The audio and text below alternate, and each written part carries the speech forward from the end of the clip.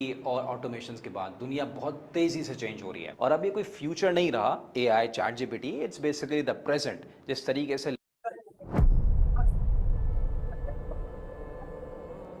मैं कौन हूँ? क्या हूँ? क्यों हूँ? क्या फर्क पड़ता है? मैं मरूं या जीऊं? कौन खुदा? कैसा खुदा? कोई है भी के नहीं? अगर ना हुआ तो?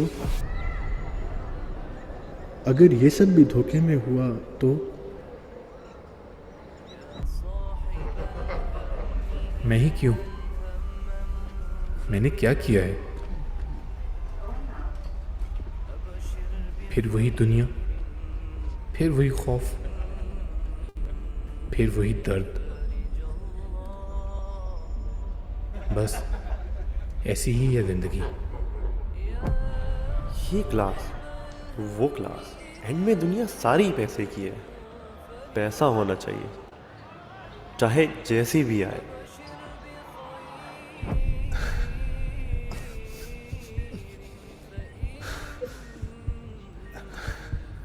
स्ट्रेस्ड आउट, लूजर, बुज़दिल, रहने दो नशे में। आई वॉन्ट टू गेट,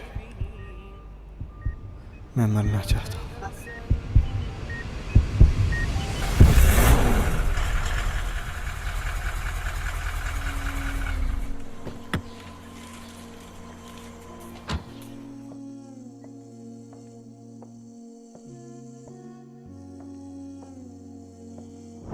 तो अल्लाह तो हमें माफ करने के लिए भी तैयार है। अल्लाह ताला हमारे गुनाहों को नेकियों में बदलने के लिए तैयार है। अल्लाह ताला हमसे मोहब्बत करने के लिए तैयार है। अल्लाह ताला हमें अपना दोस्त बनाने के लिए तैयार है। सवाल ये है कि क्या हम तैयार हैं माफी मांगने के लिए या नहीं।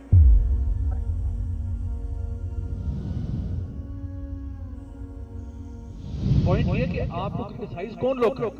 वो लोग जो अल्लाह से करीब हैं, वो लोग जो अल्लाह से मोहब्बत करने वाले हैं, या वो लोग जो वैसे ही अल्लाह के दीन से दूर हैं?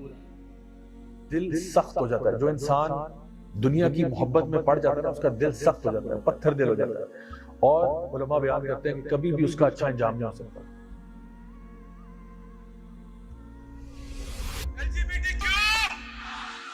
ट्रांसजेंडर एक्ट, पाकिस्तान का मतलब क्या? तेरा मेरा रिश्ता क्या?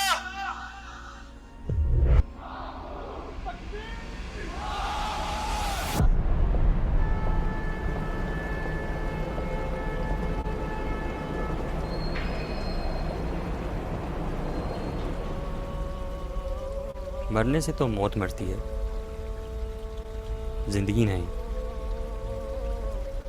मरना है तो पहले खुद को ढूंढ तो लो।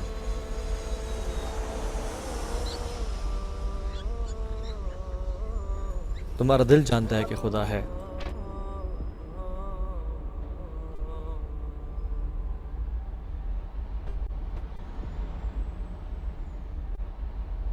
ये जो अगर का लफ्ज़ है ना, ये तुम्हें यकीन से गिरा देगा।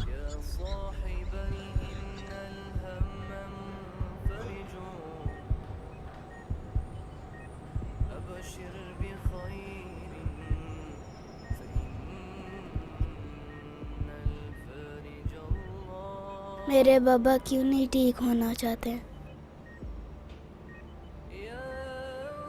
आपके बाबा ठीक हो जाएंगे।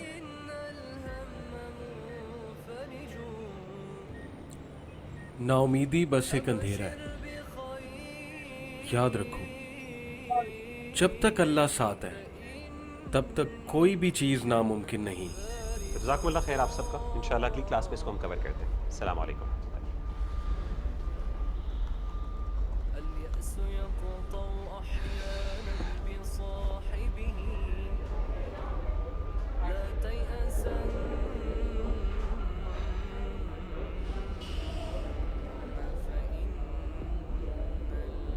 ये पैसा, ये शोहरत, ये दुनिया की लग्जरीज, क्यों इसके बारे में इतना सोचते हो? Why is your mind clouded with such thoughts? क्यों इसके बारे में परेशान होते हो?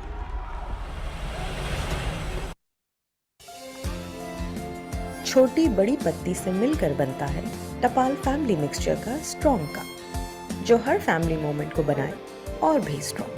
टपाल फैमिली मिक्सचर, मेरी फैमिली मेरी स्ट्रेंथ।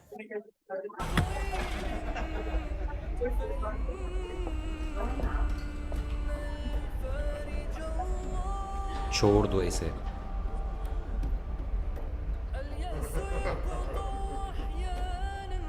वरना वरना क्या?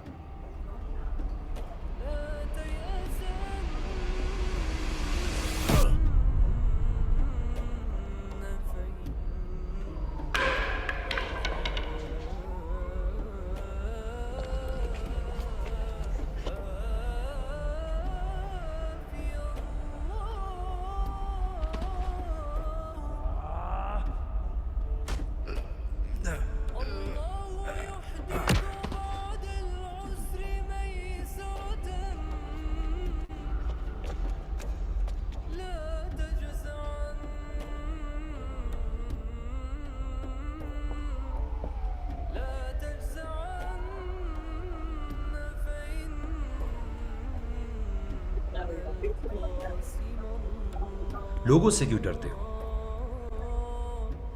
लोगों का तो काम ही है डराना।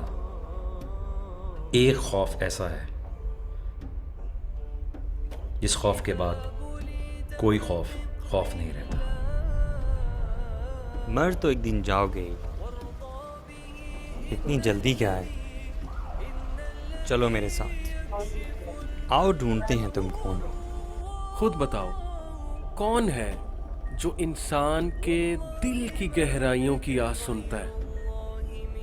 अल्लाह।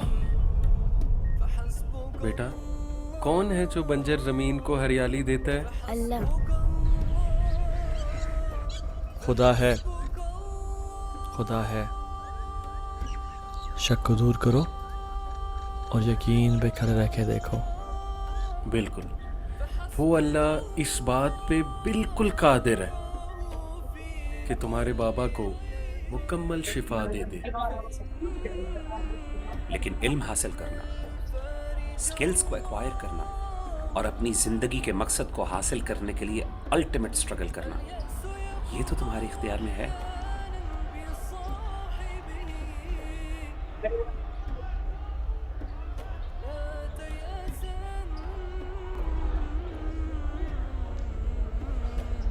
आओ मेरे साथ चलो।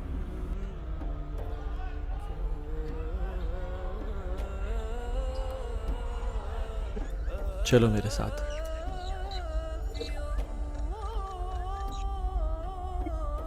उठो, आओ मेरे साथ।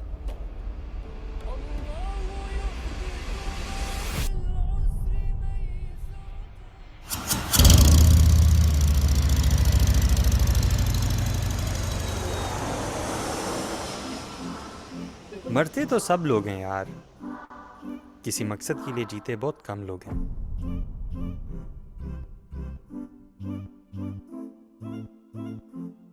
इंसानियत तरसती है ऐसे हाथों को जो उनको जीना सके।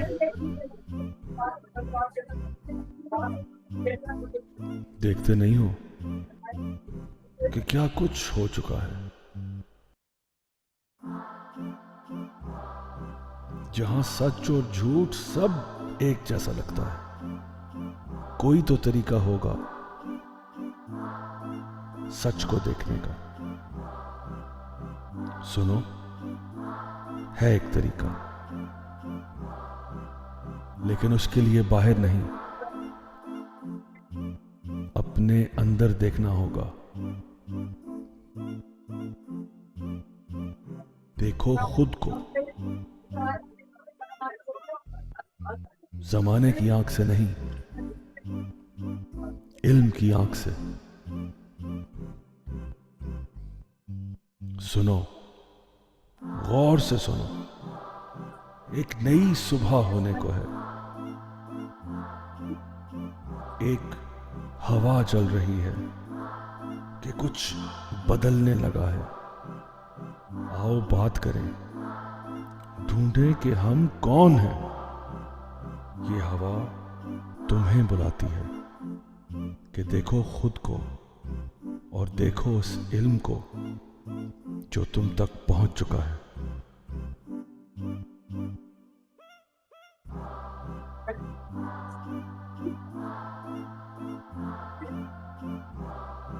आओ इस इल्म से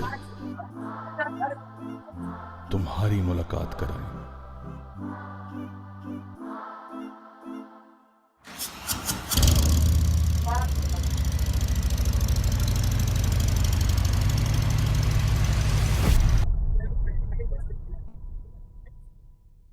आज का जो सेशन है हमारा वो माशाल्लाह से third consecutive year youth club का, जो कि हमारे पास अपना वक्त निकाल के आते हैं।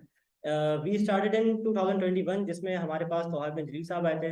सेकेंड ईयर 2022 में हमारे पास खुर्रम मलवी साहब, एंड आज हमारा अल्हम्दुलिल्लाह थर्ड सीज़न है इसका। और साल में हर मरतबा एक मरतबा ये लोग आते हैं और अपना कीमती टाइम निकालते हैं आप सबसे बात करने के लिए, आप सबसे मुलाकात करने के लिए, और आपको एक एहसास दिलाने के लिए कि इस दुनिया में हमारा आने का मकसद क्या है, और हम जो इस दुनियावी ज़िंदगी को चेस कर रहे हैं, इसको चेस करने के साथ साथ हम किस तरह से अपनी तीनों दुनिया को बैलेंस कर सकते हैं। तो आज का टॉपिक भी जो है वो हमारे दिलों के बड़ा करीब है, हमारी ज़िंदगी से बड़ा जुड़ा हुआ है। और इस पे बात करने के लिए हमारे पास यहाँ पे मौजूद हैं none other than Mugheer Abdul Ghaffar sahab. Please welcome.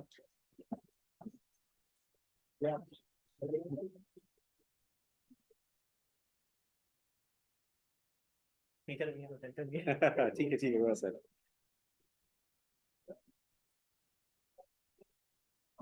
चलिए, बिस्मिल्लाहिर्रहमानिर्रहीम, अल्हम्दुलिल्लाह वस्सलातु वस्सलामु अला रसूलिल्लाह व अला आलिहि व सहबिहि अजमईन, अम्मा बाद। क्या हाल है सभी आप सब भाइयों का? ठीक ठाक है माशाल्लाह। सारे सीए के स्टूडेंट्स बैठे हैं यार, बड़ा अफसोस है आपके ऊपर।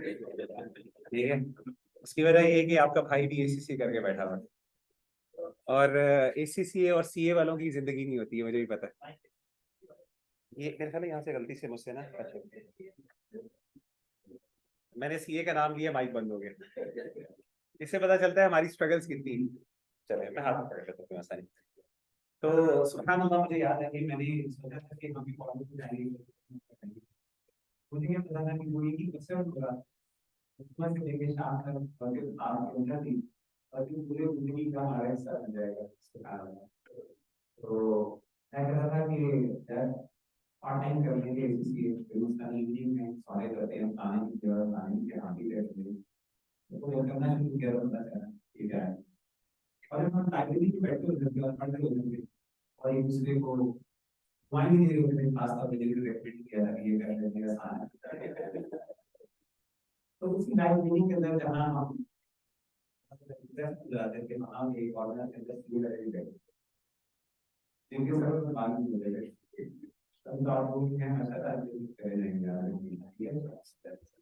तो वहाँ से कुछ कैसे की काम होगी करता है। चलेंगे, अल्हम्दुलिल्लाह माशाल्लाह, आप सब भाइयों को बड़ा अच्छा लगा आपसे मिलके, और माशाल्लाह मुश्किल है आप लोगों के लिए, और राय वाली की बाकी काफी चैलेंजिंग है। तो आज मैं अच्छा चीजें आपके सामने देने के ऊपर। वैसे बाइक में आप किसी तरह बताइए कि आप में से कितने ऐसे लोग हैं जो ये पहले की चीजें जानते हैं। और लगता है आपकी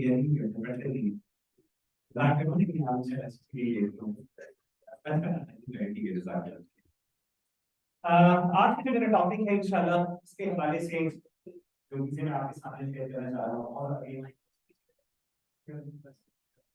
बहुत सी चीजें जो आपसे रिलेवेंट नहीं है, मेरी लाइफ से रिलेवेंट है, और उनका मेरे एक्सपीरियंस से मैं आपसे शेयर करूंगा। ये साथ रख लूं, ये करीब यहाँ पे रह लूं। चलो, अच्छा ऑनलाइन है स्टूडेंट्स, जबरदस्त। ठीक है, ठीक है, ठीक है, चलें। उम्मीद है कि मुझे पता चल जाएगा कि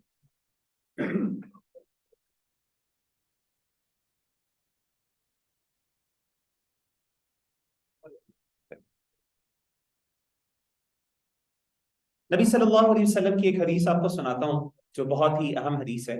आप सल्लल्लाहु अलैहि वसल्लम ने फरमाया कि निअमतानि मग़बूनुन फ़ीहिमा कसीरुम मिनन नास अस्सिह्हतु वल फ़राग़। दो अल्लाह ताला की ऐसी नेमतें हैं जिसमें इंसान सबसे ज्यादा नुकसान उठाता है, जिनको सबसे ज्यादा फॉर ग्रांटेड लेता है, जिनको जाया करता है। और पहली वो नेमत जिसके बारे में नबी सल्लल्लाहु अलैहि वसल्लम ने जिक्र किया वो है सेहत, और दूसरा है फारिग वक्त। आप देखें दुनिया में अगर आपने कोई भी काम करना हो तो आपको इन दो चीज़ों की ज़रूरत होती है, ठीक है। अगर आपकी हेल्थ बहुत अच्छी है, फिटनेस बहुत है, अल्हम्दुलिल्लाह, अल्लाह ताला हम सबको सेहत याब रखे, लेकिन अगर आपके पास टाइम नहीं है काम करने का तो आप काम नहीं कर सकते। ऑन द कॉन्ट्ररी, अगर आपके पास सारा वक्त मौजूद है, you have all the time in the world, लेकिन आप, अल्लाह माफ करे, अल्लाह ना करे, बेड रिडन हैं या हॉस्पिटलाइज्ड हैं, ऑब्वियसली आप कुछ भी नहीं कर सकते। तो ये दोनों नेमतें ऐसी हैं जो नबी सल्लल्लाहु अलैहि वसल्लम ने जिक्र किया कि अल्लाह ताला ने इंसान को अता की हैं और मेजॉरिटी लोग इन दोनों नेमतों की कदर नहीं करते। मैं आपको एक कहानी सुनाना चाहता हूँ, एक स्टोरी सुनाता हूँ, जिससे आपको इस नेमत की अहमियत का एहसास होगा। And this is the real story. हमारे पास आपको पता है यूथ क्लब में अल्हम्दुलिल्लाह हम लोग माशाल्लाह मुख्तलिफ सेशंस लेते हैं और मुख्तलिफ जगहों पे हमारी टॉक्स भी होती हैं और इस तरीके से हमारे ना रेगुलर सेशंस भी होते हैं, वीकली सेशंस भी होते हैं। मैं खुद क्लास लेता हूँ या सेशन लेता हूँ, मुख्तलिफ हमारे सर्कल्स होते हैं। तो हमारे एक भाई हैं मोहम्मद अली भाई, जिनके भी वीडियो चल रही थी, आपने देखा। तो मोहम्मद अली भाई का इस तरीके से एक वीकली सर्कल था, तो उसके अंदर एक भाई आया करते थे, एक लड़का आया करता था नौजवान, जिसका नाम था हाशिम। अब ये जो लड़का था, अब हमारे पास माशाल्लाह बहुत से लोग आते जाते रहते हैं और सेशन जाहिर कोई ऐसी क्लास नहीं होती, ओपन सेशन होता है, तो उसमें कुछ लोग आते भी हैं, कुछ चले जाते हैं और कई दफा ऑब्वियसली हमें याद नहीं रहता कि हमारे पास फला भाई आया था, लोग बताते हैं आके जी आपका सेशन लिया था। तो ऐसे ही एक भाई ने एक दिन, उसी हाशिम ने अली भाई को फेसबुक के ऊपर मैसेज किया कि अली भाई मैं आपसे मिलना चाहता हूँ और बहुत जरूरी है, वक्त मेरे पास बहुत कम है।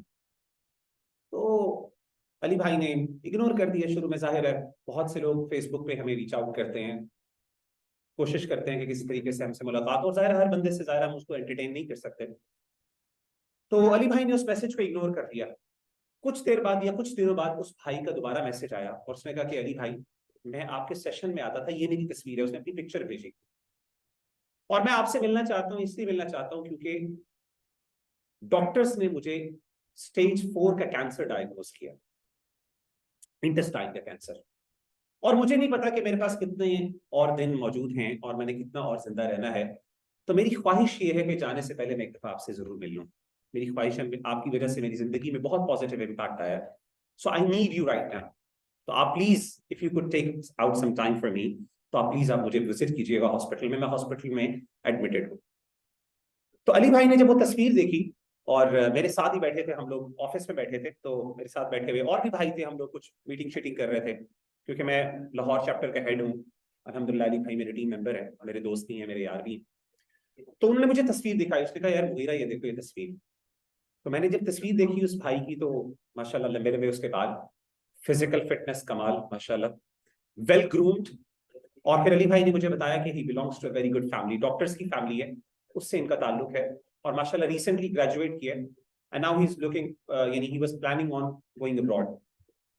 तो मुझे अली भाई ने कहा यार इस बेचारे के साथ ये मामला हुआ है, तो हम ऐसा करते हैं कि मिल के मिलाते हैं। अच्छा, हमारा जो ऑफिस है लाहौर के अंदर, अगर आप लोग लाहौर गए हैं कभी, तो एम्पोरियम मॉल बड़ा मशहूर है, उसके साथ हमारा ऑफिस है, बिल्कुल पास ही हॉस्पिटल है, Ever Care hospital Babra town के पास। तो वहां पे वो भाई एडमिटेड थे। बड़ा जबरदस्त प्राइवेट हॉस्पिटल है, बहुत नया बना है, बिल्कुल बड़ी जबरदस्त फैसिलिटी है उसकी। तो ऐसे ही 2-3 भाई हमारे साथ, मैंने कहा चलो यार मिलके चलते हैं, उससे मिलने चलते हैं। हमने क्या किया कि कुछ गिफ्ट्स लिए उसके लिए, कुछ शर्ट्स ली, YC की यूथ क्लब की हमारी इतनी शर्ट्स होती है बड़ी कूल सी, वो हमने उसके लिए ली। इस तरीके से और भी कुछ गिफ्ट्स लिए और हम चले गए हॉस्पिटल। जब हम वहां पे गए उससे मिलने, और मैं अपना एक पर्सनल एक्सपीरियंस शेयर करता हूँ आप लोगों के साथ कि जैसे ही मैं कमरे में एंटर हुआ, तो कमरा बड़ा प्राइवेट रूम था उसको माशाल्लाह, क्योंकि उसकी अपनी भाभी जो थी वो डॉक्टर थी उस हॉस्पिटल में, तो उसने प्राइवेट रूम करवाया हुआ था माशाल्लाह। पूरे कमरे के अंदर गिफ्ट्स पड़े हुए हैं, फूल पड़े हुए, ठीक है ना, माशाल्लाह लोग आए थे, विजिट कर रहे थे, वेल विशर्स। तो मैं उससे मिला, लेकिन जब मेरी पहली नजर उस भाई पे पड़ी, he was lying on a bed, तो आई वाज शॉक्ड। और मुझे क्यों शॉक लगा, उसकी वजह ये थी कि मैंने उसको तस्वीर में देखा था, जब मैंने रियल में देखा टोटली ऑपोजिट। यानी तस्वीर के अंदर उनकी फिजिकल फिटनेस माशाल्लाह बेहतरीन, बहुत जबरदस्त हेल्थ, लेकिन जब मैंने रियल में देखा तो बिल्कुल ही टर्न्ड इनटू अ स्केलेटन, पूरे हड्डियों का ढांचा बने हुए थे वो भाई, और सर पे कोई बाल नहीं थे, क्योंकि आपको पता है कीमोथेरेपी होती है और कीमोथेरेपी की वजह से आपके बाल गिर जाते हैं, और बिल्कुल हड्डियों का ढांचा, लिटरली रंग पीला, बिल्कुल मैं उसको रिकॉग्नाइज नहीं कर पाया। सुभान अल्लाह, मुझे काफी शॉक लगा उसको देख के उस हालत के अंदर। बहरहाल हम बैठ गए, हमारी कम्युनिकेशन हुई, कन्वर्सेशन हुई। उस कन्वर्सेशन के अंदर उसने अपनी पूरी कहानी बताई कि किस तरीके से डायग्नोज हुआ। बड़ा बेचारा खुश हुआ, शुक्रिया भी अदा करता कि आप लोग आए, आप लोग सारे भाई, इट वाज माय ड्रीम कि आप भाइयों से मुलाकात हो और आप लोगों ने इस चीज को ऑनर किया। अच्छा, ड्यूरिंग द कन्वर्सेशन उसने एक जुमला कहा, एक बात कही। अच्छा, उस वक्त मैंने उस बात को इतनी अहमियत नहीं दी या मैंने उस पर गौर फिक्र नहीं किया, लेकिन बाद में जब मैं घर जा रहा था, गाड़ी में बैठ गया, तो उस वक्त मेरे जहन में मुझे ये बात बहुत हिट की। उसने मुझे क्या कहा, और सुभान अल्लाह, ये जो बात थी ये उसने सिर्फ मेरे साथ नहीं की, बल्कि मैंने जब ये बात भाइयों को बताई, आपको पता है ताहा इब्न जलील माशाल्लाह यहाँ पे सबसे पहले वो आए थे, ताहा भाई, तो मैंने ताहा भाई के सामने ये बात की, तो उन्होंने कहा मुगीरा भाई उसने मेरे सामने भी एग्जैक्टली ये जुमला कहा था, यानी it was something that he noticed as well. अच्छा, वो जुमला क्या था? उससे बात करते हुए कहा, मुगीरा भाई मैं अल्लाह से एक दुआ करता हूँ, और अल्लाह से मैं ये दुआ करता हूँ कि ओ अल्लाह, just give me one more chance, अल्लाह मुझे एक और चांस दे दे, एक और मोहलत दे दे। उसके बाद तू देखी मुगीरा भाई, फिर आप देखिएगा कि मैं दुनिया बदल दूं। Literally these were his words, कि मैं अल्लाह से दुआ करता हूं कि अल्लाह मुझे एक और चांस दे दे, उसके बाद मुगीरा भाई आप देखिएगा कि मैं दुनिया में फिर क्या करता। सुभान अल्लाह, अल्लाह ताला ने उसको चांस नहीं दिया। 2-3 महीने बाद बेचारे की डेथ हो गई, और उसके पेरेंट्स की तरफ से बेचारे वालिदैन ने, हम मल्टीपल टाइम्स के बाद में भी उससे मिलने, अली भाई भी जाते रहे, ताहा भाई बाद में आए, वो भी मिले उससे, और भी भाइयों ने मुलाकात की, हमने उससे फॉलो अप करते रहे। अच्छा, जब मैं गाड़ी में बैठा और मैं जब घर जा रहा था, तो उस टाइम मैंने थोड़ा सा गौर किया, और उस टाइम मुझे लिटरली गूज बम्स हुए, मेरे रोंगटे खड़े हो गए इस चीज पे जब मैंने गौर किया। मैंने सोचा यार कि हाशिम, उसका नाम हाशिम था जैसे मैंने पहले जिक्र किया, हाशिम जिस चीज के लिए तरस रहा था ना, यानी वो चीज जिसके लिए वो दुनिया की हर कीमत अदा करने के लिए तैयार था, वो एक चांस और एक मोहलत, वो इस टाइम मेरे पास मौजूद है। और मेरे भाई और मेरी बहनों, आपके पास भी वो एक चांस मौजूद है इस टाइम, अबंडेंटली मौजूद, अल्हम्दुलिल्लाह। मुझे उम्मीद है कि आप में से कोई ऐसा नहीं होगा इस टाइम जिसको कोई ऐसी बीमारी होगी जो कि बिल्कुल उसको टर्मिनल स्टेज पे ले जाएगी। अल्हम्दुलिल्लाह, अल्हम्दुलिल्लाह। तो मैंने सोचा कि मुगीरा, इस टाइम तेरे पास वो चांस मौजूद है जिसके लिए हाशिम तड़प रहा है, वो दुनिया की हर कीमत अदा करने के लिए तैयार है, जस्ट कि उसको एक चांस मिल जाए कि वो यहाँ से हॉस्पिटल से उठे और अपने घर में आराम से हमारी तरह वापस चला जाए। और फिर मुझे कुरान मजीद की एक आयत याद आई कि अल्लाह ताला फरमाते हैं कि जब एक बंदा दुनिया से रुखसत होता है ना, तो उस वक्त वो अल्लाह को कहता है, लौ अन्ना ली कर्रतन फअकून मिनल मुहसिनीन, अल्लाह मुझे एक और चांस दे दे, मुझे एक और मौका दे दे कि मैं वापस चला जाऊं, फिर देखी कि मैं कैसा मोहसिन बन जाऊंगा, एहसान करने वाला हो जाऊं। फिर तो देखिए अल्लाह, मैं दुनिया के अंदर मेरी फिर रवैया, मेरा एटीट्यूड और मेरा बिहेवियर क्या होता, फिर मैं किस तरीके से दुनिया के अंदर पॉजिटिव कंट्रीब्यूशन करता। इंसान ये एक रिग्रेट करता है, ये गिल्ट होता है इंसान को, फिर नदामत होती है, लेकिन उस वक्त जाहिर आपको पता है कि इंसान इन चीजों को वापस नहीं ले सकता। तो मेरे भाइयों और मेरी बहनों, मैं बताना ये चाह रहा हूं आपको कि ये जो मौका है जो इस टाइम मेरे पास और आपके पास मौजूद है, याद रखिएगा कि अल्लाह की बहुत बड़ी नेमत, ये दोनों नेमतें। और मैं आपको बताऊं कि अल्लाह ताला ने इन दोनों चीजों के बारे में सवाल करना है।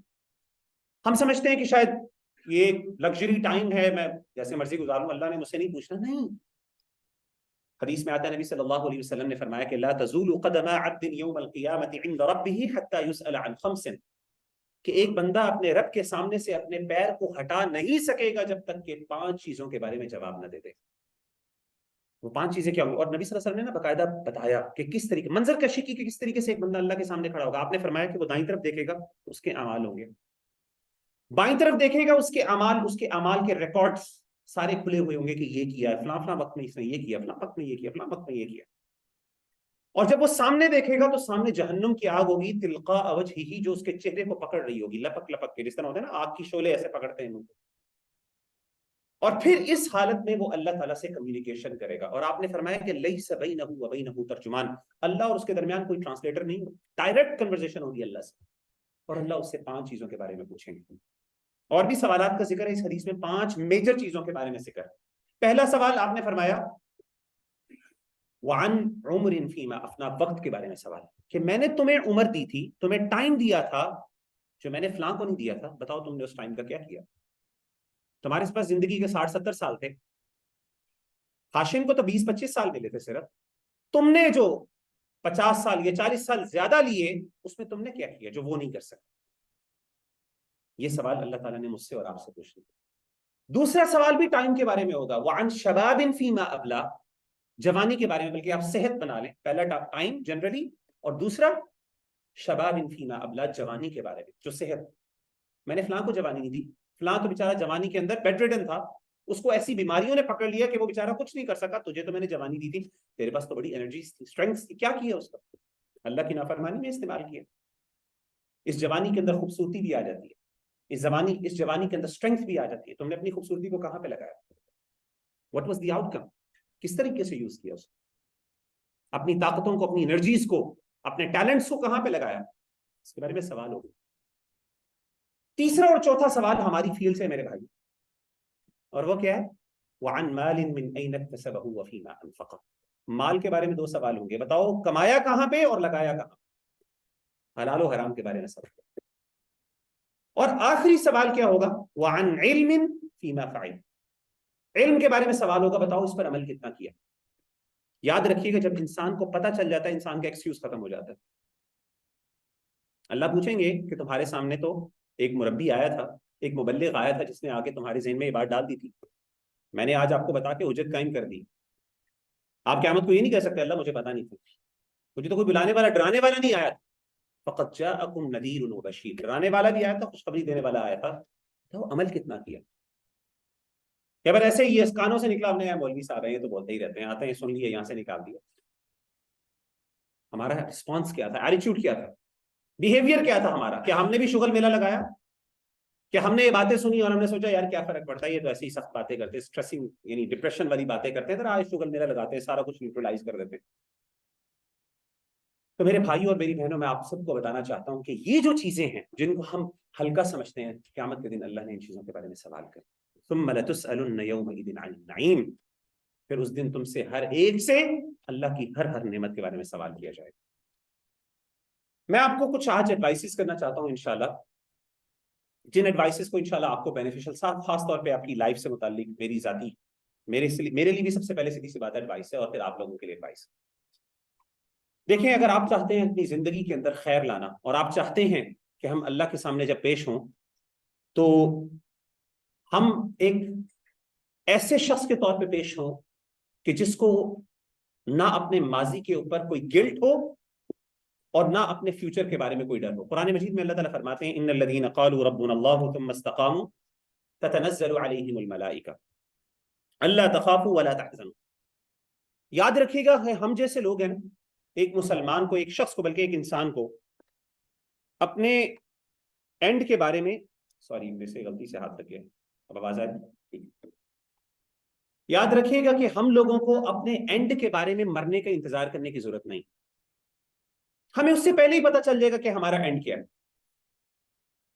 जैसे मैंने आपको बताया कि जब इंसान दुनिया से रुखसत हो रहा होगा, ये मैंने आयत पढ़ी, इसका मैं भी तर्जुमा भी करता हूँ, उस वक्त उसके सामने फरिश्ते आएंगे, या जन्नत के फरिश्ते होंगे या कौन से होंगे? जहन्नुम के फरिश्ते। अब इंसान अभी आखिरी सांस नहीं लिया, फरिश्ते आ गए, अब उसको पता चल गया कि मैंने अब मेरी आगे की मेरे साथ क्या होने वाली।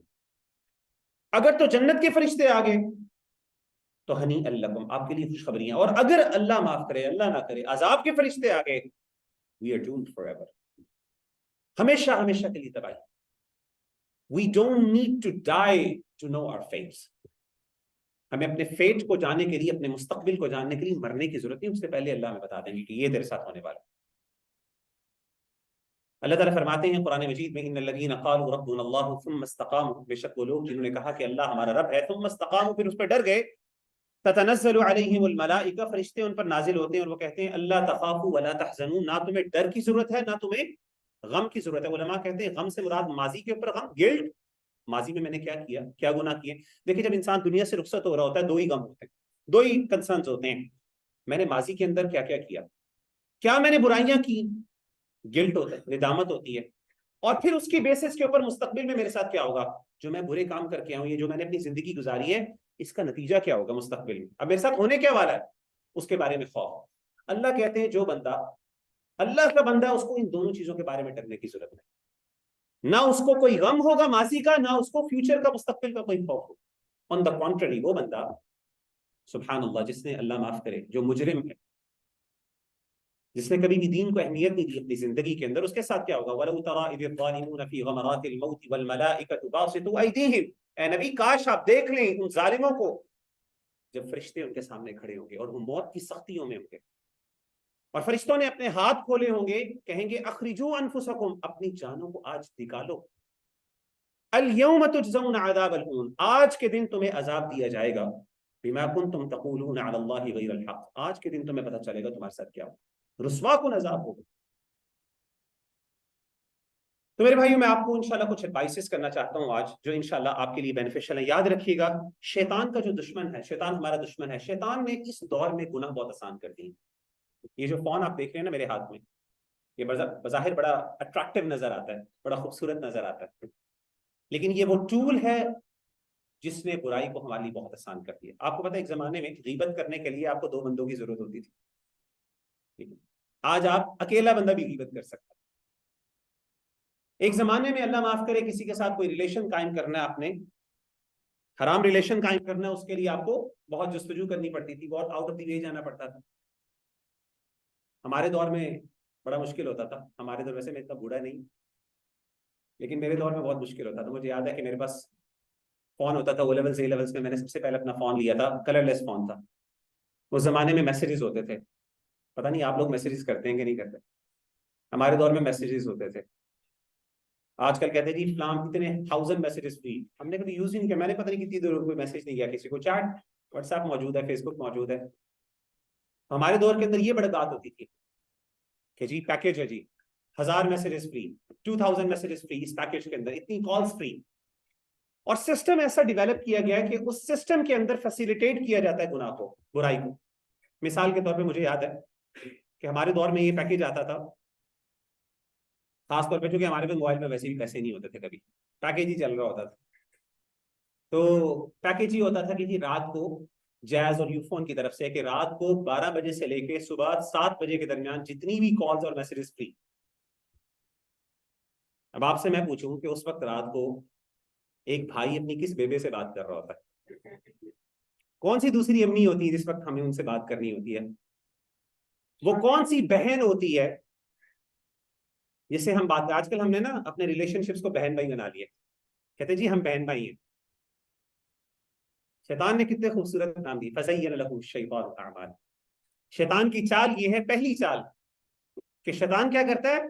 अच्छे नाम देता है ताकि गिल्ट खत्म हो जाए, मेरी बहन है, और बहनें भी समझ रही थी ये हमारे भाई हैं। और फिर 1.5 साल पता चलता है इन्हीं बहन भाइयों की शादी हो गई आपस में। बंदा कहता है यार तू तो, ये तो तेरी बहन थी, कहता है यार समझा करना। तो ये बहन भाइयों वाले रिश्ते जो हम कायम करते हैं, सुभान अल्लाह। तो रात को हम वो बहनों से ही बात कर रहे होते हैं। आप मुझे बताएं, रात को 12 बजे से लेकर सुबह 7 बजे तक के दरमियान किससे मैसेजिंग और किससे, कौन सी ऐसी बात होती है जो उस टाइम हो सकती है जो पहले नहीं हो सकती, या कौन सा ऐसा बंदा जाग रहा होता है जो आपसे मुताल्लिक कोई ऐसा काम जो बाकी जरूरी काम है उस वक्त वो अवेलेबल होता है? कोई नहीं।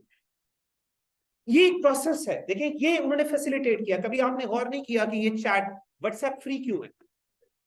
इंटरनेट इतना इजीली अवेलेबल क्यों है? Why it's so cheap? मैं सोचता हूं कभी कभी कि इंटरनेट इतना सस्ता क्यों है यार। फेसबुक के ऊपर कोई आपको पैसे नहीं लगते, अपना अकाउंट बना दे। इंस्टाग्राम, स्नैपचैट, ये सारी चीजें शैतान ने इन टूल्स को यूज किया हमारे खिलाफ। ये प्लेजर ट्रैप्स जो हमारे सामने है ना, जो हम समझते हैं कि अल्लाह माफ करे हमारी बड़ी खैर का बायस, आपकी सोच है कि इसने हमारी जिंदगी को किस तरीके से तबाह कर दिया। ये मेरा टॉपिक नहीं है सोशल मीडिया, लेकिन मैं आपको बताऊं कि ये दौर है फितनों का दौर, बहुत सख्त फितने। और जैसे जैसे टाइम बढ़ता जा रहा है, अल्लाह माफ करे, वर्चुअल रियलिटी VR की आपको पता गेम्स भी आ गई हैं, फॉरम्स ऐसे मौजूद हैं, अल्लाह माफ करे हम इमेजिन नहीं कर सकते। हमारी जो नेक्स्ट जनरेशन है, they will suffer a lot because of these fitnas and trials। तो जितना ट्रायल्स हमारे पास इर्द गिर्द मौजूद है, उतना हमें विजिलेंट होने की जरूरत है। हमें अपने एनिमी को पहचानने की जरूरत है, शैतान को पहचानने की जरूरत है। कुरान में अल्लाह ताला बार बार कहते हैं इन्न शैतान लकुम अदुव्वुन फत्तखिदू अदुव्वा, शैतान तुम्हारा दुश्मन है, उसको हमेशा अपना दुश्मन बना के रखो। मैं आपको शैतान की कुछ चालों के बारे में बताना चाहता हूं। कोई 3 बड़े मेजर ट्रैप्स आपको मैं जिक्र करूंगा इंशाल्लाह, जिसके बारे में जो हमें पता होना चाहिए। वैसे तो एक किताब है, मैं आपको रेकमेंड करूंगा, इस किताब का नाम है तिल्बीसे इब्लीस, ठीक है ना, द ट्रैप्स ऑफ शैतान। इब्नुल जौजी रहमहुल्लाह एक बहुत बड़े आलिम दीन गुजरे हैं, गालिबन 7th सेंचुरी या 8th सेंचुरी के स्कॉलर हैं। तो आप उनकी किताब, वो इंग्लिश में भी अवेलेबल है, ट्रांसलेटेड, उर्दू में भी मौजूद है, वैसे अरबी में 2 जिल्दों में किताब, बहुत जबरदस्त किताब है, आप पढ़िएगा। उसके अंदर उन्होंने शैतान के ट्रैप्स को जिक्र किया। सुभान अल्लाह, आपको पता है सन त्जू द आर्ट ऑफ वॉर, बड़ा मशहूर एंशिएंट टेक्स्ट है जिसके अंदर जंग के बारे में ट्रिक यानी वो स्ट्रैटेजीज बताई गई। आप में से किसी को पता है वैसे द आर्ट ऑफ वॉर सन त्जू किताब का? आपको पता है, माशा आपने भी हल्का सा रखा है, सर पूछना लें। हमारे भी कुछ ऐसे भी स्टूडेंट होते हैं जैसे हाथ करके ऐसे कर लेते हैं। मैंने कहा आपने नहीं सर, मैं तो ऐसे ही कह रहा था। तो ये वाला काम नहीं, चले बहरहाल उसको पढ़िएगा, इट्स एन इंटरेस्टिंग बुक। उसके अंदर बताते हैं कि किस तरीके से जंगें जीती जा सकती हैं। उसके अंदर उसने पहला रूल ये बताया सन त्जू ने, नो योर एनिमी, अपने दुश्मन को पहचाना। हमारा दुश्मन शैतान है। शैतान के ट्रैप्स के बारे में कुछ चीजें जिक्र करता हूँ। पहला ट्रैप शैतान का क्या है जिसके बारे में हमें केयरफुल रहना है, वो ये है, शैतान जो है, जैसे मैंने आपको बताया, फज़य्यन लहुम शैतानु अअमालहुम, कुरान कहता है शैतान बुरी चीजों को खूबसूरत बना के पेश करता है। बाज़ औक़ात एक काम होता है जो हम समझ रहे होते हैं अच्छा है, लेकिन हकीकत में उसका रिजल्ट क्या होता है, वो ईवल होता है और बुराई होती है। इमाम इब्नुल जौज़ी रहमहुल्लाह, जिनकी मैंने आपकी किताब का जिक्र किया है, वो फरमाते हैं कि बाज़ औक़ात शैतान एक बुराई करवाने के लिए इंसान से 99 नेकियां करवाता है। जरा गौर कीजिएगा इस पे, जरा इसको हजम करें स्टेटमेंट को, बड़ी इंपॉर्टेंट स्टेटमेंट। शैतान एक बुराई करवाने के लिए इंसान से 99 नेकियां करवाता है। इंसान समझता है मैं तो नेकी का काम कर रहा हूं, बहनें समझती हैं ये तो भाई की असाइनमेंट है जो मैं कर रही हूं, भाई तो इसलिए नंबर मांग रहा है क्योंकि स्टडीज का मामला है। और भाई भी ये समझ रहे होते हैं कि हमने तो बड़ी अच्छी बातें करनी है जी, लेकिन हकीकत में क्या होता है। और फिर ये भी अल्लाह की तरफ से शैतान दिल में डालता है, किसी की मदद ना की तो क्या होगा, रब नाराज हो जाए, उसका मैंने दिल दुखा दिया तो क्या होगा। कभी रिलेशनशिप्स एंड हो रहे होते हैं ना, तो फिर या वो कहता है या वो कहती है, तुम्हें पता है कि दिल में तो खुदा रहता है, इस दिल को तुम दुखाओ या दुखाओगी। इस तरह की सारी बातें शैतान की तरफ से होती हैं। शैतान कहता है ये तो नेकी का काम है, देखो कितना जुल्म है, कितनी ज्यादती है, वो तुम्हारा दिल तोड़ रहा है, उसको डराओ, अल्लाह से डरो, मेरा दिल तोड़ रहे हो तुम। सुभान अल्लाह, ये वो ट्रैप्स है शैतान के। फज़य्यन लहुम शैतानु अअमालहुम, कुरान मजीद में अल्लाह ताला फरमाते हैं शैतान के वला तत्तबिउ खुतुवात शैतान, शैतान के जो फुटस्टेप्स हैं उनको फॉलो ना करो। ये यकीन करें शैतान कभी भी डायरेक्टली एक मुसलमान को आके ये नहीं कहता ये गुनाह करो, वो हमेशा इनडायरेक्टली आएगा। वो कभी आपको नहीं कहेगा अल्लाह माफ करे ज़िना करो, वो कहेगा यार स्टडीज के लिए आपस में नोट्स एक्सचेंज करो, नंबर्स एक्सचेंज करो। वो कभी भी आपको आके ये नहीं कहेगा कि ड्रग्स करो, फलां फलां आजकल अजीबो गरीब किस्म के ड्रग्स आ गए हैं, अल्लाह माफ करें, ये ड्रग करो, स्मोकिंग करो, कभी नहीं कहेगा। वो कहेगा यार वो दोस्त है, बड़ा कूल है यार, उनके साथ फिरो जो एक्चुअल में ड्रग्स करते होंगे। शैतान हमेशा आपको फुटस्टेप्स, देखिए याद रखिएगा शैतान इज एक्सट्रीमली पेशेंट, बहुत सब्र वाला है, वो कभी भी जल्दबाजी नहीं करता, उसको पता है कि मैंने इसको किस तरीके से लेके, याद रखिए उसका एक्सपीरियंस आदम से लेके अब तक चल रहा है, उसने बड़ी बड़ी कौमों को तबाह किया, हम तो कुछ भी नहीं। मैं आपको एक ना वाकया सुनाना चाहता हूँ जिससे आपको पता चलेगा, जो इब्नुल जौज़ी रहमहुल्लाह तआला ने जिक्र किया, जिससे पता चलेगा शैतान किस तरीके से एक्चुअल में वॉर यानी स्ट्रेटेजाइज करता है अपने ट्रैप को और किस तरीके से लोगों को गुमराह करता है। इब्नुल जौज़ी रहमहुल्लाह ने इस वाक़े को जिक्र किया। वो फरमाते हैं कि एक शख्स था, बड़ा नेक आदमी था, उसका नाम था बरसीसा। कहते हुआ ये कि 4 भाई थे और उनकी एक बहन थी। उन 4 भाइयों ने किसी सफर में जाना था and they needed someone who could take care of their sister. तो उन्होंने इधर उधर देखा, फैमिली मेंबर्स में कोई ऐसा बंदा नहीं मिला जिस पे वो ट्रस्ट कर सकते थे। तो उन्होंने इस शख्स को, जो नेक आदमी था बरसीसा, उससे रिक्वेस्ट की कि आप ऐसा करें प्लीज, आप हमारी बहन को, उसका ख्याल रखें, हमने सफर करना। बरसीसा ने पहले तो ना कर दी, लेकिन बाद में उसको उन्होंने कन्विंस किया तो वो मान गया। इस कंडीशन पे माना कि मैं सिर्फ उससे कम्युनिकेट नहीं करूंगा, बस उसको खाना वगैरह दे दिया करूंगा, उसकी बुनियादी कोई जरूरत हुई तो उसको पूरा कर दिया करूंगा, लेकिन मैं उससे कम्युनिकेशन नहीं करूंगा। उन्होंने कहा जी बिल्कुल कोई मसला नहीं, बस आपका यही एहसान पड़ा कि आप उसका ख्याल रखेंगे हमारी गैर मौजूदगी में, हम किसी पे ट्रस्ट नहीं कर सकते आपके अलावा। नेक आदमी था, वाकई बहुत नेक आदमी था, शरीफ आदमी था। शैतान ने क्या किया, अब वो चले गए भाई, अब वो घर में अकेली है बहन उनकी। अब ये बरसीसा क्या करता है, रोजाना जाता है खाना रखता है उसके दरवाजे पर, नॉक करता है, नॉक करके वापस चला जाता है। वो खातून दरवाजा खोलती हैं, खाना लेती हैं, खाती हैं, वापस वहीं पे बर्तन रख लेती हैं, दरवाजा बंद कर लेती हैं। इस तरीके से मामला चलता रहा कुछ दिन तक। अब शैतान आया बरसीसा के पास। शैतान इंसान के दिल में विस्पर करता है, वसवसे। नबी सल्लल्लाहु अलैहि वसल्लम ने फरमाया कि इन्ना शैतान यजरी फिल इंसानी मजरद दम, शैतान इंसान के दिल में ऐसे दौड़ता है जिस तरीके से खून दौड़ता है।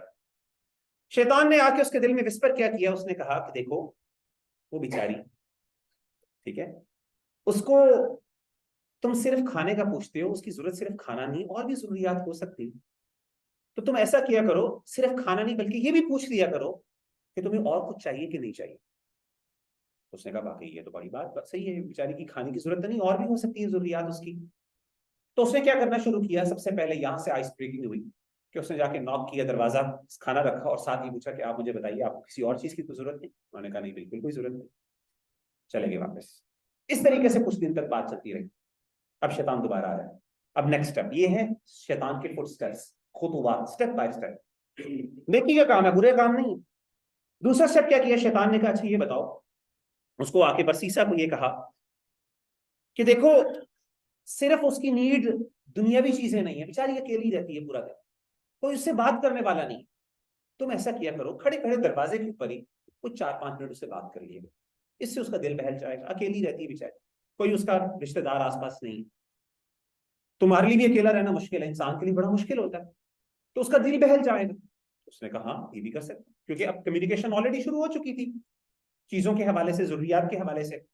तो वो गया, उससे जाके बात की, उसने कहा बताइए आपका हाल वाल कैसा है, आपको और कोई चीज की, किसी चीज की जरूरत तो नहीं, और इस तरीके से 4-5 मिनट बात की, फिर वापस चला गया। इस तरह करते करते बात चलती रही, यहां तक कि शैतान ने दोबारा आके उससे कहा कि उसके पास कुछ देर बैठ जाया करो। उसने बैठना शुरू कर दिया और करते करते ये बात इतनी बढ़ गई कि एक वक्त आया, दोनों का रिलेशनशिप कायम हुआ और दोनों ने बुराई का काम कर लिया, जिना कर लिया। अच्छा, अब हुआ ये अल्लाह की तरफ से, जब उसने जिना किया तो वो खातून क्या होगी, हामिला होगी, प्रेग्नेंट होगी। अब जब वो प्रेग्नेंट हुई, अब आपको पता है कि जब प्रेग्नेंट हुई उस खातून का, तो अब इस शख्स को जो बरसीसा था, नेक आदमी था, उसको इस बात का खतरा हुआ कि इनके भाइयों को पता चल गया फिर क्या होगा।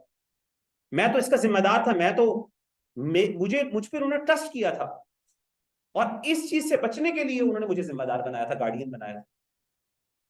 अब शैतान ने क्या किया, जरा देखिए शैतान का वार क्या। देखिए याद रखिएगा, शैतान जब इंसान से बुराई करवाता है ना, उसको छोड़ नहीं देता।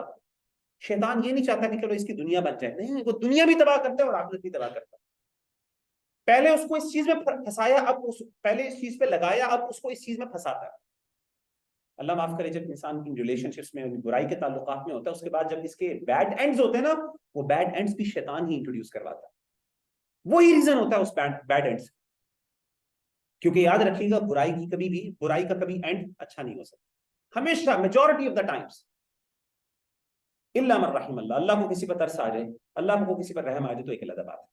अब उसने क्या किया, शैतान ने आके क्या किया कि उसको विस्पर किया। उसने कहा कि देखो अगर तो इसके भाइयों को पता चल गया ना, तो तुम्हें छोड़ेंगे, तुम्हारे पास एक ही सोल्यूशन, और सोल्यूशन ये है, खातून प्रेग्नेंट है, इसको कत्ल कर दो, कत्ल करके इसको मार दो, मारने के बाद इसको दफन कर दो, जब भाई आएंगे तो उनको बता देना बेचारी बीमार हो गई थी, फौत हो गई।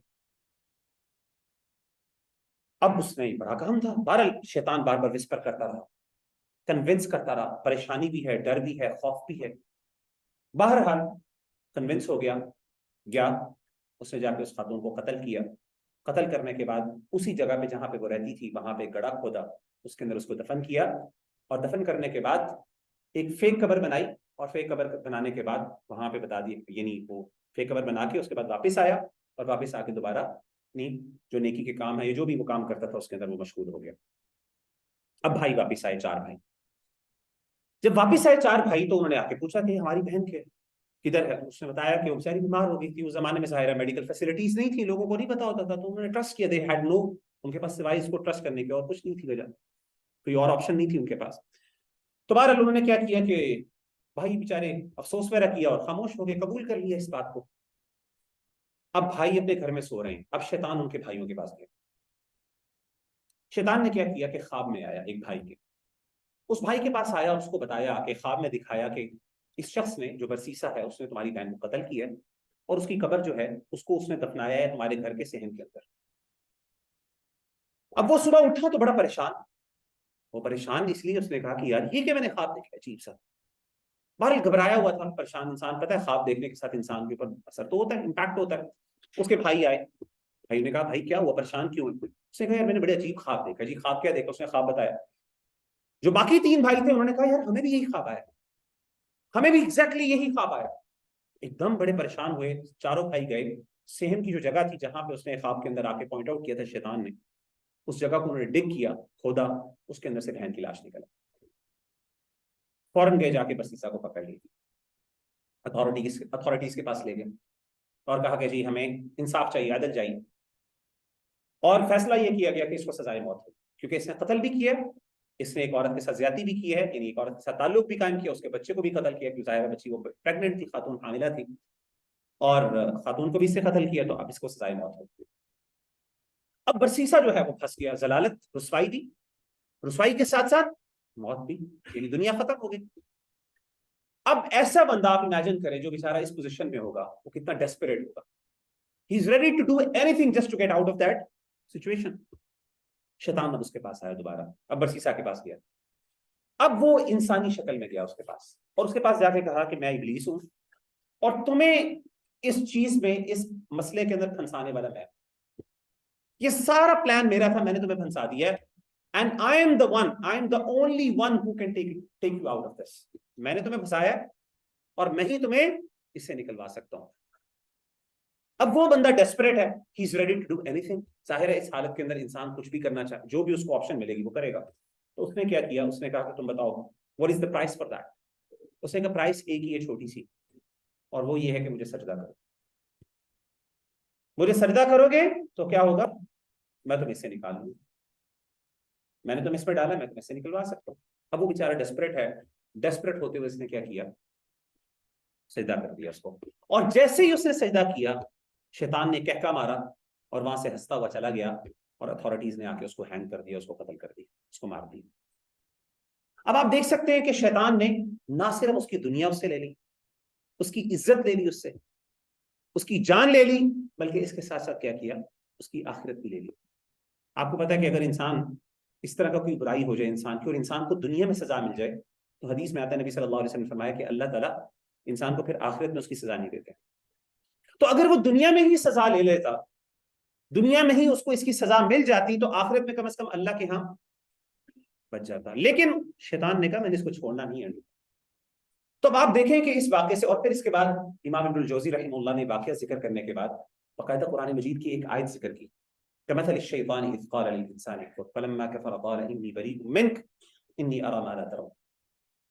कि शैतान एक इंसान से कहता है, उसको विस्पर करता है, उसको मोटिवेट करता है कुफर करने में, बुराई करने में, और जब वो कुफर और बुराई कर लेता है, शैतान कहता है इन्नी बरीउम मिन्क, मैं तो तुझसे बरी हूं, मेरा तुम्हारे साथ कोई ताल्लुक नहीं, उसको छोड़ देता है। जब उसके कॉन्सिक्वेंसेस फेस करने की बारी आती है तो शैतान वहां से दौड़ जाता है। एग्जैक्टली इस तरीके से।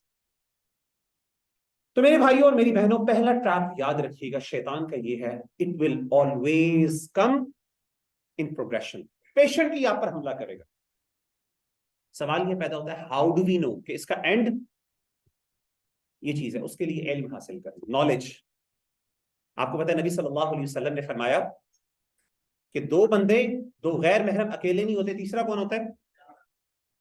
अब बज़ाहिर हो सकता है कि आप लोग अगर कम्युनिकेशन कर रहे हैं, कन्वर्सेशन कर रहे हैं, और बाय द वे ये अकेलापन व्हाट्सएप पे भी होता है, कि बंदा कहे जी व्हाट्सएप हम तो कभी भी नहीं मिले, ऐसे व्हाट्सएप पे तो मिल रहे हैं ना, ये व्हाट्सएप की कम्युनिकेशन भी वही अकेलापन, आइसोलेशन है। आप हो सकता है कम्युनिकेशन कर रहे हो इसलिए, और आपका मकसद दोनों का ये हो गया यार हम इसलिए कर रहे हैं बिकॉज हम लोगों ने कोई ऐसा नहीं, लेकिन अल्टीमेटली क्योंकि नबी ने कहा और आपको इस हदीस का पता है कि यार it can lead to that, there is a potential towards such sin, तो आपको रुकना है। और जिस बंदे को नहीं पता वो क्या समझ रहा है, वो इस चीज में लगा, और अल्टीमेटली वो बेचारा इन चीजों में फंस जाता है। तो पहली चीज आप लोगों को बचो, और मेरे भाई और मेरी बहनों खास तौर पर इस चीज का ख्याल रखना कि शैतान के ट्रैप्स को आइडेंटिफाई करना। उसके लिए इल्म हासिल करना पड़े, कुछ टाइम निकालें दीन के लिए, दीन को पढ़ें, ये किताब पढ़ें, and know your enemy first of all. Second, जो शैतान के हवाले से जो ट्रैप है, याद रखिएगा शैतान इंसान को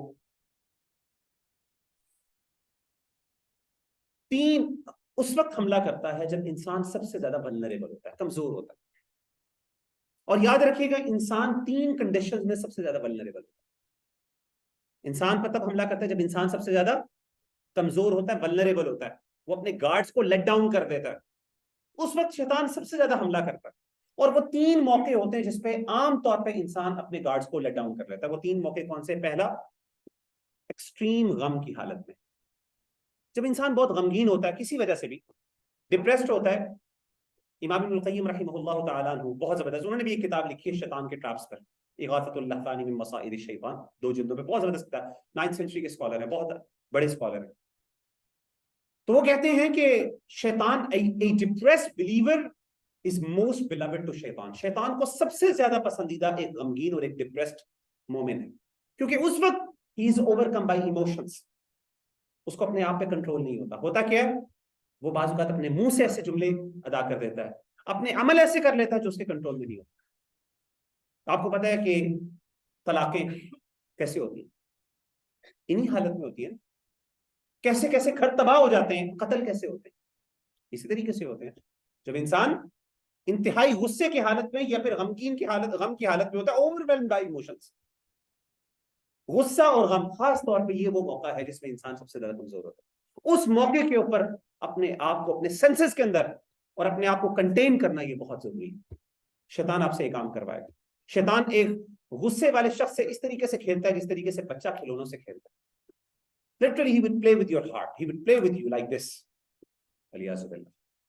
दूसरी चीज जिसके अंदर इंसान सबसे ज्यादा वल्नरेबल होता है, दूसरी कंडीशन, इसके ऑपोजिट, जब इंसान एक्सट्रीम खुशी में होता है, एंटरटेनमेंट, शुगल मेला लग रहा है, उस वक्त इंसान अपने आप से बाहर हो जाता है और फिर वहां पे ऐसी उल्टी सीधी हरकतें हो जाती हैं, कई दफा अल्लाह माफ करे, पार्टीज के अंदर खास तौर पे इंसान फिर पूरी जिंदगी के लिए रिग्रेट करता है। और तीसरी वो हालत जिसमें इंसान सबसे ज्यादा वल्नरेबल होता है, जब इंसान अकेला होता है, when he is in isolation, जब कोई देखने वाला नहीं, जब पर्दे पड़ गए हैं, उस मौके के ऊपर शैतान हमला करता है इंसान के ऊपर। ये वो मौका है कि अब इसको कोई देखने वाला, अब वो वल्नरेबल है।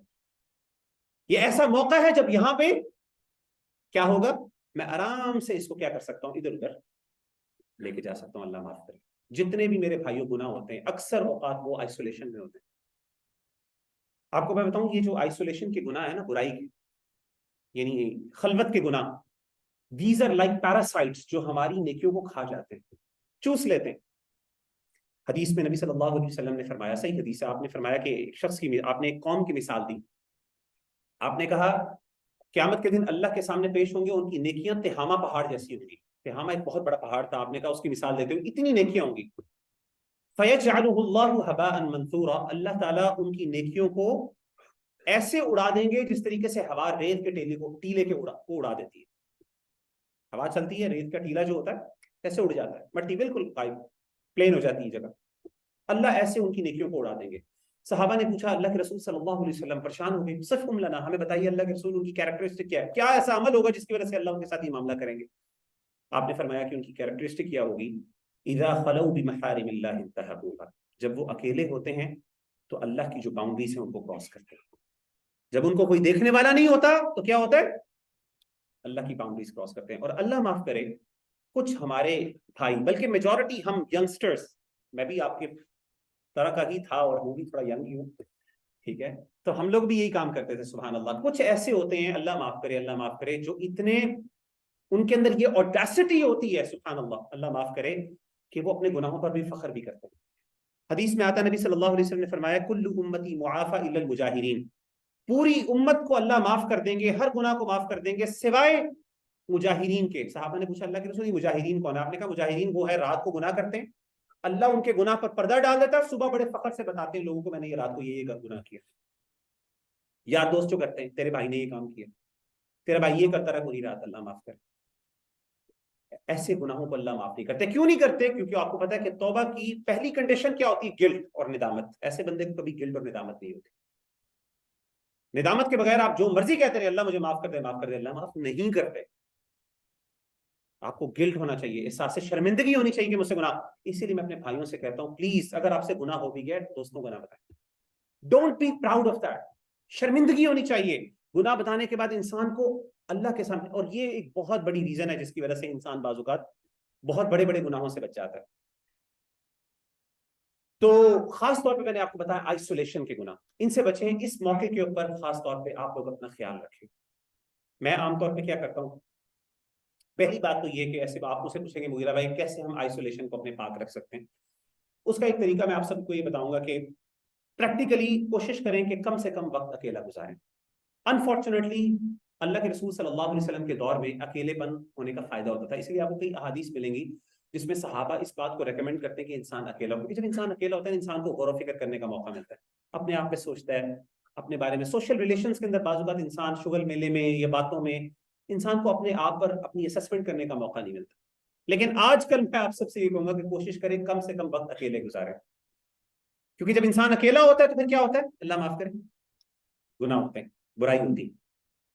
तो ऐसे मौके के ऊपर दूसरी बात, पहले तो ये करें कि अपनी आइसोलेशन कम रखें। दूसरी बात ये रखें कि हमेशा अपनी आइसोलेशन के अंदर अपने लिए कोई ना कोई रिमाइंडर रखें। अगर आपको पता है कि यार ये आइसोलेशन है, इंसान को पता होता है कि यार ये मेरा वल्नरेबल स्पॉट है, यहाँ पे आके मैं मुझसे गुनाह हो जाता है, गलती हो जाती है, इस मौके पर, इस हालत में, ऐसे मौके पर अपने आप के लिए रिमाइंडर्स मैं क्या रखता हूँ। मिसाल के तौर पे जब मैं खासतौर पे हम ट्रैवल कर रहे होते हैं, मैं अकेला रूम में होता हूँ, अकेला रूम में होता है, मैं आते ही सबसे पहले क्या करता हूँ, ऊंची सी तिलावत लगा लेता हूँ, लैपटॉप खोलता हूँ, सबसे पहले तिलावत लगाता हूँ, ताकि मेरे जहन में ऐसा कोई वहम गुमान भी ना आए कि मैं क्या करूँ, अल्लाह माफ करे।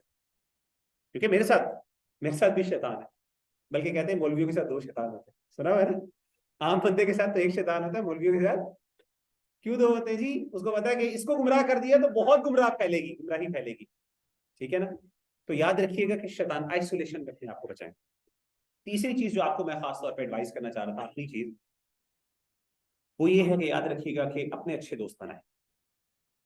देखिए मैंने देखा है कि जितनी भी इंसान बुराइयों में, देख ले एक दूसरे को, कोई मसला नहीं, ठीक है, देख रहे हैं यार जानी तुझे गलती की बना के दोस्त, अच्छे दोस्त बनाए। अच्छे दोस्त कौन? ऐसे दोस्त,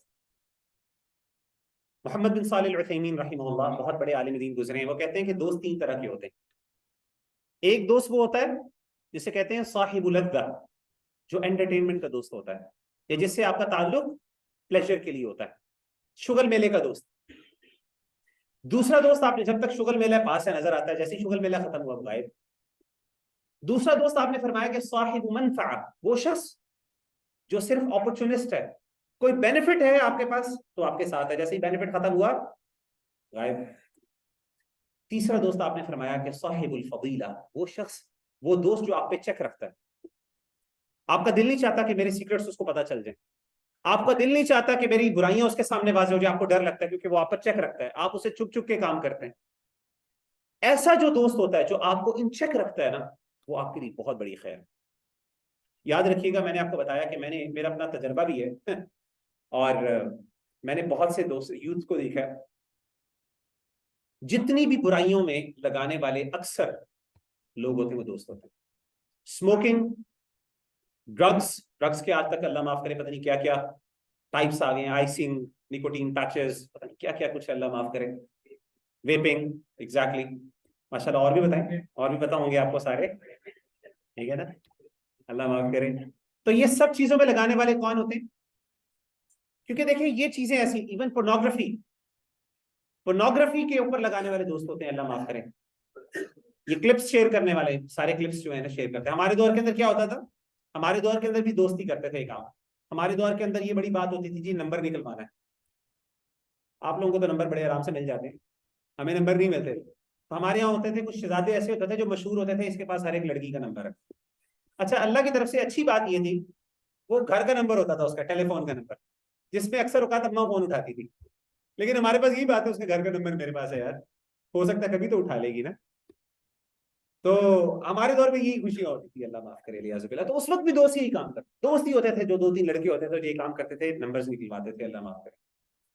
तो मैंने बताया ये सब गंद के काम करने में दोस्तों का बहुत बड़ा हाथ होता है। देखिए इंसानी फितरत इन चीजों को पसंद नहीं करती, पोर्नोग्राफी गंदी चीज है, हमारी फितरत इस चीज को नापसंद करती है। ड्रग्स कोई लज्जत नहीं है उसमें, स्मोकिंग में कोई लज्जत नहीं है, लेकिन पीयर प्रेशर और इस तरीके से दोस्तों की वजह से इंसान कहता है फूल, इंसान क्या करता है, अल्लाह माफ करे, इस तरह की चीजों को यानी अडॉप्ट करना शुरू कर देता है। नबी सल्लल्लाहु अलैहि वसल्लम ने फरमाया, अलमरउ अला दीनि खलीलिही फलयंजुर अहदुकुम मन युखालिल, कि एक बंदा अपने दोस्त के दीन पर होता है, तो तुम में से हर बंदे को खूब सोच समझ के दोस्ती करनी चाहिए। क्या मतलब है? दोस्ती पैसिव एक्शन नहीं है बल्कि कॉन्शियस एक्ट है। दोस्ती होती नहीं है बल्कि की जाती है। हमारे यहाँ हम दोस्त, हमारी दोस्तियां होती हैं, हम करते नहीं। क्या मतलब है? हम सोच समझ के दोस्ती नहीं करते, खुद ब खुद हो गई तो हो गई, क्लास के अंदर दोस्ती हो गई जी। होना ये चाहिए कि हम अपने दोस्त को चूज करें, यार मैंने उसके साथ दोस्ती करनी है, इसके साथ नहीं करनी। उसका नेगेटिव इन्फ्लुएंस है, इसका पॉजिटिव इन्फ्लुएंस। इससे मुझे ग्रेड्स में भी फायदा होता है, पढ़ाई में भी फायदा होता है, नेकी में भी फायदा होता है, ये मुझ पर चेक भी रखता है। ऑन द कॉन्ट्ररी वो बंदा मुझे बुराई की तरफ लेके जाता है, अवॉइड करें। तो दोस्ती जो है, खासतौर पे मेरे भाइयों, मैं समझता हूँ वल्लाही, अगर आप कहते हैं ना वगीरा भाई एक एडवाइस है जिसको मैं बिल्कुल ना छोड़ूं और जिससे मेरी पूरी जिंदगी बदल जाए, मैं कहूंगा दोस्त अच्छे कर लें, बस दैट्स इट। ये हो ही नहीं सकता कि अच्छे दोस्त आसपास हों और इंसान खुद बुरा रह सके। ये इंसान कभी भी इतना पावरफुल नहीं होता, हमेशा दोस्तों का इन्फ्लुएंस होता है, याद रखिएगा। नबी सल्लल्लाहु अलैहि वसल्लम के अल्फाज हैं, इससे बड़ी कौन सी बात होगी कि एक बंदा अपने दीन के, अपने दोस्त के दीन का मतलब वे ऑफ लिविंग के ऊपर। आखिरी एडवाइस, चौथी एडवाइस, और वो चौथी एडवाइस मेरे भाइयों ये है कि रात को जल्दी सोना शुरू करें। मैंने देखा है कि अक्सर गुनाह रात को होते हैं। नबी सल्लल्लाहु अलैहि वसल्लम, आपको पता है, इशा के बाद बात करना पसंद नहीं करते थे। जो बंदा रात को टाइम पे सोता है ना, अल्लाह उसको बहुत फितनों से बचा लेता, बहुत बुराइयों से बचा लेता। और जो बंदा रात को जागता है, पूरी रात खराब होती है, नींद भी खराब होती है, बुराई भी रात को होती है, ज्यादातर बुरे काम भी ज्यादातर रात को होते हैं। उसका नुकसान क्या होता है? अल्टीमेटली इंसान इस तरह की बुराइयों में पड़ता है। सबसे पहली चीज जो आप इमीडिएटली चेंज कर सकते हैं, आज जाइए तजर्बा करें इस बात का, इशा की नमाज पढ़े, सो जाए, ये एटलीस्ट 1 घंटा फौरन, जितना कोशिश हो गई 9-10 बजे से ऊपर लेट ना करें। सुबह उठें, फजर की नमाज पढ़ें, यकीन करें, जाएं थोड़ी सी जॉगिंग करें, थोड़ा जिम अगर जाते हैं तो जिम में जाएं, वापस आके शावर लें, नाश्ता करें अच्छा सा।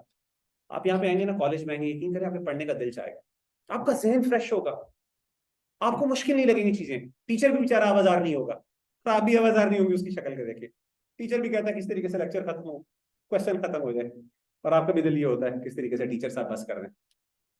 तो यकीन करें आपकी जिंदगी में उधर से ही चेंज आना शुरू हो जाए। वादा करें मेरे साथ, ये 4 चीजें करेंगे। जरा हाथ खड़े करें, नहीं कर रहे, मुश्किल लग रहा है, मैंने निकलवा के जाना है। जरा हाथ खड़ा करें, बहनों को भी मैं देख रहा हूँ, ऊंचा करें जी सारे, ऐसे ऐसे ऐसे। सर वो साथ वाला जरा पकड़ के ऊपर करे इसका, और कोई नहीं कर रहा उसको खड़ा कर दें, मैं उसको खुद ही करवा लूंगा इंशाल्लाह। ठीक है, तो कौन कौन सी 4 एडवाइसेस है जी? पहली, शैतान के ट्रैप्स को पहचाने। सबसे पहले ट्रैप ये था कि शैतान का जो ट्रैप है कि वो प्रोग्रेशन के साथ करता है, उसके बारे में पढ़े, इल्म हासिल करें, उसको जानें। दूसरी बात ये है कि अपनी आइसोलेशन को पाक रखें, ठीक है ना, खासतौर पे वो 3 मोमेंट्स जो मैंने बताए जिसमें इंसान वल्नरेबल होता है। इसके साथ साथ मैंने आपको बताया अच्छे दोस्त बनाएं, ठीक है। और चौथी चीज मैंने आपको क्या जिक्र की है? रात को जल्दी आपने सोना, ठीक है जी। अल्लाह ताला हम सबको अमल करने की तौफीक अता फरमाए। और खास तौर पे जो मैंने हाशिम की स्टोरी आपको सुनाई है ना, ये स्टोरी बच्चों याद रखें, वल्लाही इट्स गोइंग टू बी है। जब भी आपको लगे ना कि यार मेरा बुराई करने का दिल चाह रहा है, ये है, ये वो फलां, इस तरह के रिमाइंडर्स अपने आप को दें, इंसान वाकई बहुत अच्छा ट्रांसफॉर्म हो जाता है। अल्लाह ताला हम सबको अमल करने की तौफीक अता फरमाए। जज़ाकुमुल्लाह खैर। अस्सलाम वालेकुम।